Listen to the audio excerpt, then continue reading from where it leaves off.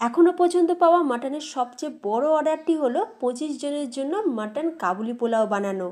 আর 25 জনের জন্য মাটন কাবুলি পোলাও বানাতে মাটন লেগেছে আমার 3 কিলো।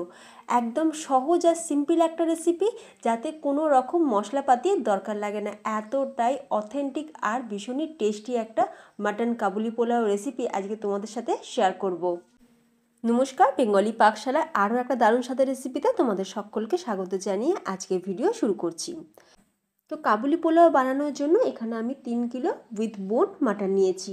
কাবুলি পোলাও বানানোর ক্ষেত্রে কিন্তু উইথ বোন মাটনটাই লাগবে, তাহলেই টেস্টটা কিন্তু খুব ভালো আসবে। মানে গোট মিটের যে লেগের পার্ট, সেই পার্টটা কিন্তু নিয়েছি। সবার প্রথমে গ্যাসের ওপর বসিয়ে দিয়েছি একটা বিরিয়ানি হাঁড়ি। আর এখন দিয়ে দিচ্ছি 200 গ্রাম ঘি। এখানে আমি দেশি গাওয়া ঘি নিয়েছি। আর এরই সাথে দিয়ে দেবো 500 ml সাদা তেল। এই কাপের মাপটা হচ্ছে 240 ml, তাই এই কাপের মাপের 2 কাপ পরিমাণে আমি দিয়ে দিচ্ছি সাদা তেল বা রান্নার তেল। তাহলে 200 গ্রাম ঘি দিয়ে দিলাম আর তার সাথে দিয়ে দিলাম 500 ml সাদা তেল। এখন ঘিটা বা তেলটা যখন ভালোভাবে গরম হয়ে যাবে, তখন এতে দিয়ে দেবো তেজপাতা আর দারচিনি। কাবুলি পোলাও বানাতে কিন্তু খুব বেশি মশলা লাগে না, সামান্য হালকা একটুখানি মশলা দিয়ে দিলাম যাতে করে একটা সুন্দর অ্যারোমা আসে। এখন মশলাটা যখন একটু ভাজা হয়ে যাবে বা সুন্দর একটা যখন ফ্লেভার ছাড়তে শুরু করবে, তখন দিয়ে দেবো এখানে 800 গ্রাম পরিমাণে কুচনো পেঁয়াজ। এখানে আমি পেঁয়াজটাকে দেখো একটু পাতলা পাতলা করে বা একটু সরু সরু করে কেটে নিয়েছিলাম। তবে পেঁয়াজটা কিন্তু একদম লাল করে ভেজে ফেললে হবে না, তাহলে পোলাওয়ের কালারটা একদম ডিপ কালার চলে আসবে। আমরা এখন পেঁয়াজটাকে ভাজবো ঠিকই, তবে পেঁয়াজের কালারটা গোলাপি হওয়া পর্যন্ত পেঁয়াজটাকে ভেজে নেব। পেঁয়াজটাকে কিন্তু খুব বেশি পুড়িয়ে ফেললে হবে না বা বেশি ভেজে ফেললে হবে না। খুব বেশিক্ষণ সময় লাগেনি, 10 মিনিট পেঁয়াজটাকে দেখো এইভাবে ভেজে নিয়েছি। আর পেঁয়াজের কালারটা দেখো একদম পুরো গোলাপি কালার চলে এসেছে। এখন আমরা দিয়ে দেবো মাটন। মাটনটাকে আমি গরম জলেতে একবার একটু ভালো করে ধুয়ে নিয়েছিলাম। আমি বাড়িতে যখনই মাটন রান্না করি না কেন, মাটনটাকে একটু ভালো করে দেখে নিই যদি কোনো লোম বা অন্য কিছু ময়লা যাতে থেকে না যায়। আর ভালো করে দেখে বেছে নেওয়ার পর আমি গরম জলে মাটনটাকে একবার ধুয়ে নিই। যদিও এটা অর্ডারের রান্না, তবুও পরিষ্কার পরিচ্ছন্নভাবে রান্না করতে আমার কিন্তু খুব ভালো লাগে। এখন মাটনটা দেওয়ার সাথে সাথে আমি দিয়ে দিচ্ছি পর্যাপ্ত পরিমাণে লবণ। লবণটা এই পর্যায়ে একটু বেশি করেই দিয়ে দিতে হবে। মাটনের সাথে লবণটাকে দিয়ে দিলে তাহলে দেখবে মাটনটা খুব তাড়াতাড়ি গলতে শুরু করবে বা নরম হতে শুরু করবে। আমি দেখো মাটনের পিসগুলোকে কিন্তু খুব বেশি ছোট রাখিনি, মিডিয়াম পিসে মাটনটাকে রেখেছি। আর এই রকম হাড্ডি সমেত মাটন হলে তবেই কিন্তু কাবুলি পোলাওয়ের টেস্ট খুব ভালো আসবে। এবার লবণটা দিয়ে খুব ভালো করে একটু মাটনটাকে নাড়াচাড়া করে নিলাম। যখন দেখবে মাটন থেকে তেল ছাড়তে শুরু করবে, তখন আমরা এর মধ্যে দিয়ে দিচ্ছি শাহজিরা বা শাহি জিরা। তোমরা চাইলে কিন্তু নর্মাল যে জিরা আমরা রান্না করি সেই জিরে দিয়েও বানাতে পারো, তবে শাহজিরা বা শাহি জিরার টেস্ট কিন্তু সম্পূর্ণ আলাদা হয়।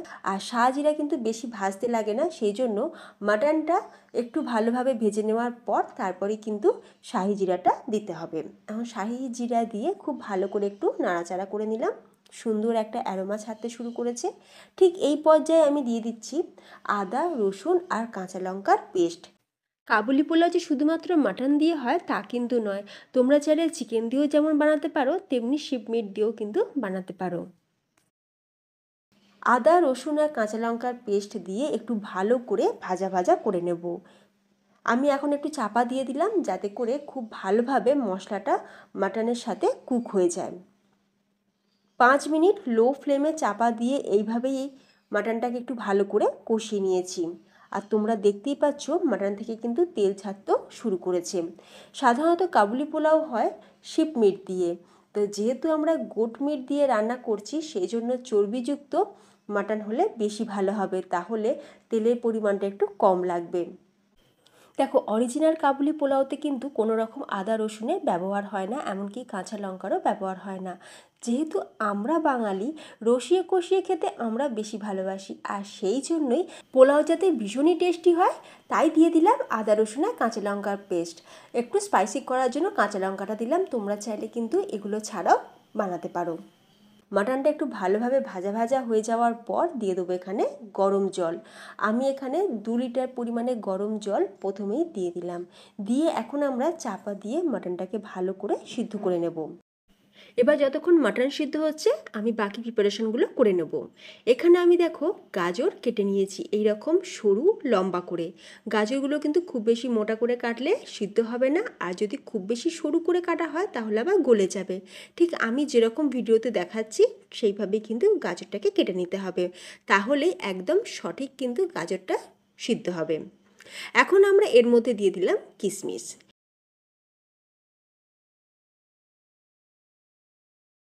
এখন জল দিয়ে আমরা গাজর আর কিশমিশকে কিছুক্ষণ ভিজিয়ে রাখবো। অন্যদিকে একটা মশলা রেডি করে নেব, সেটা হচ্ছে আফগানি গরম মশলা। বিশেষ কিছু না, এখানে আমি নিয়েছি দারচিনি, ছোটো এলাচ, বড় এলাচ আর গোটা জিরে। এর সাথে দিয়ে দেবো লবঙ্গ, আর একটু স্পাইসি করার জন্য দিয়ে দেবো গোটা গোলমরিচ। এখন এই মশলাগুলোকে আমরা খুব সুন্দর করে ড্রাই রোস্ট করে নেব। গ্যাসের ফ্লেমটাকে লোতে দিয়ে খুব ভালো করে মশলাটাকে একটু ভাজা ভাজা করে নিতে হবে। গ্যাসের ফ্লেম কিন্তু কখনোই বাড়াবে না, তাহলে মশলাগুলো পুড়ে যাবে।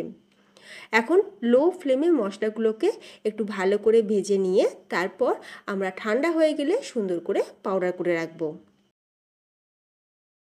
মশলাগুলো খুব ভালোভাবে ভাজা হয়ে গেছে, আমি দারচিনিগুলোকে একটু হাত দিয়ে ভেঙে দিলাম। নিয়ে এখন আমরা এটাকে ঠান্ডা হয়ে গেলে সুন্দর করে গুঁড়ো করে রাখবো। কাবুলি পোলাও বানাতে কিন্তু কোনো রকম মশলা, বিশেষ কোনো মশলাপাতির দরকার লাগে না, শুধুমাত্র একটু টেস্টি বা একটু ফ্লেভারফুল করার জন্যই আমি এই গরম মশলাটা ব্যবহার করছি। অন্যদিকে দেখো লো টু মিডিয়াম ফ্লেমে 45 মিনিট মাটনটাকে আমি খুব ভালোভাবে কুক করে নিয়েছি। আর এই পর্যায়ে দেখো মাটনটা আমাদের 80% কুক হয়ে গেছে। আর মাটনের মধ্যে যে জলটা আছে তার মধ্যেই আমরা কিন্তু দিয়ে দেবো চাল। এখানে আমি 3 কিলো বাসমতি চাল 3 ঘন্টা আগে ভালো করে ধুয়ে নিয়ে আমরা ভিজিয়ে রেখেছিলাম। পোলাও রান্না করার আগে চালটাকে কিন্তু অবশ্যই ভালো করে ধুয়ে নিয়ে তারপর সেটাকে ভিজিয়ে রাখতে হবে 3 ঘন্টা। তোমরা চাইলে আগের দিন রাতেও কিন্তু ভিজিয়ে রাখতে পারো, তাহলেও একদম পারফেক্ট রেজাল্টটা তোমরা পাবে। আর চাল ভেজানোর পর কিন্তু কখনোই ধোবে না, আগে ভালো করে ধুয়ে নিয়ে তারপর ভেজাবে। এরপর আমরা সুন্দর করে লেয়ার করব। প্রথমে আমরা চালের লেয়ারটা দিয়ে দিলাম, তার উপরে ভেজানো কিশমিশ আর গাজরটাকে ছড়িয়ে দিলাম, আর তার উপরে দিয়ে দিচ্ছি যে ভাজা মশলাটা আমরা গুঁড়ো করে রেখেছিলাম সেই মশলাটাকে একটুখানি ছেঁকে নিয়ে দিয়ে দেবো বা একটু চেলে নিয়ে দিয়ে দেবো। যেহেতু বড় এলাচ রয়েছে তাই পুরোপুরি কিন্তু গুঁড়ো হয়নি, কিছু কিছু অংশ থেকে গেছে, সেই জন্য একটু চেলে নিয়ে দিয়ে দিতে হবে। তারপর আবারও আমি দিয়ে দিচ্ছি ভাতের লেয়ার, তার উপরে কিশমিশ আর গাজর, আর তার উপরে দিয়ে দেবো ভাজা মশলা। আর সবার লাস্টে দিয়ে দিচ্ছি এখানে আমি নাটমেগ পাউডার বা জায়ফল গুঁড়ো। একটু জায়ফল গুঁড়ো কিন্তু ওরা অবশ্যই ব্যবহার করে, তাতে করে ফ্লেভারটাও যেমন ভীষণ ভালো আসে তেমনি কিন্তু ভীষণই টেস্টি হয়। জায়ফল গুঁড়োটা অবশ্যই কিন্তু দিয়ে দেবে, খুব বেশি না, অল্প সামান্য জায়ফল গুঁড়ো। আর দিয়ে দিলাম কয়েকটা চেরা কাঁচা লঙ্কা, এটা একটু স্পাইসি করার জন্য। তোমরা চাইলে কিন্তু নাও দিতে পারো। তোমরা যদি নর্মাল পোলাও বানাতে চাও তাহলে গোলমরিচ বা কাঁচা লঙ্কা দেওয়ার কিন্তু কোনো প্রয়োজন নেই। এরপর আমরা দিয়ে দিচ্ছি ফুটন্ত গরম জল, আর দিয়ে দেবো অল্প সামান্য পরিমাণে একটু লবণ। যেহেতু আমরা মাটনের মধ্যে বেশ অনেকটা লবণ দিয়েছিলাম তাই লবণের পরিমাণটা একটুখানি বুঝিয়ে দিতে হবে। এরপর তোমরা জল কতটা দেবে দেখো, এখানে চাল আর জলের মধ্যে গ্যাপটা থাকবে কিন্তু একদম হাফ। এখন আমি খুন্তির পেছনটা দিয়ে তোমাদের দেখাচ্ছি, একটু বোঝানোর চেষ্টা করছি। চাল আর জলের মধ্যে ঠিক এই রকমই গ্যাপ রাখতে হবে, মানে আমাদের আঙুলের একটা গাঁট গ্যাপ থাকবে চাল আর জলের মধ্যে।